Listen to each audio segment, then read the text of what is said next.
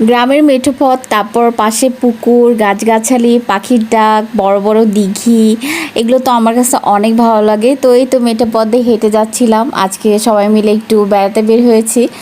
তো আসলে দেশের পরিস্থিতি কয়েকদিন ধরে খুবই খারাপ যাচ্ছে, তো এদিকে এই জন্য আসলে মনটাও অনেক বেশি ভালো লাগে না।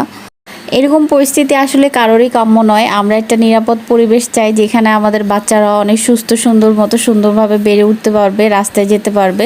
তো এখন আসলে মনের ভিতরে কেমন জানি ভয় কাজ করে। তো আজকে এক ভাবির বাসায় প্রোগ্রাম ছিল, তো যদিও বা বের হওয়ার কথা ছিল না, কিন্তু ভাবি বলতেছিল তার বাসায় যেতেই হবে। তো এই তো সবাই মিলে বের হয়ে গেলাম, আর তিনজন মিলে এই যে মেঠো পথ দিয়ে হাঁটতেছিলাম। আর আমাদের গ্রামের এখানে এই জায়গাটা দেখতে অনেক বেশি সুন্দর। তো এখানে একটা বাবুই পাখির বাসাও ছিল, অনেক সুন্দর ছিল। তো সবাই মিলে বসে ছবি তুলতেছিলাম। তো একটু হাঁটাহাঁটির পর সবাই মিলে চলে গেলাম ভাবির বাসায়। তো আজকের দিনটা অনেক বেশি ভালো কাটলো। তো সবাই দোয়া করবেন।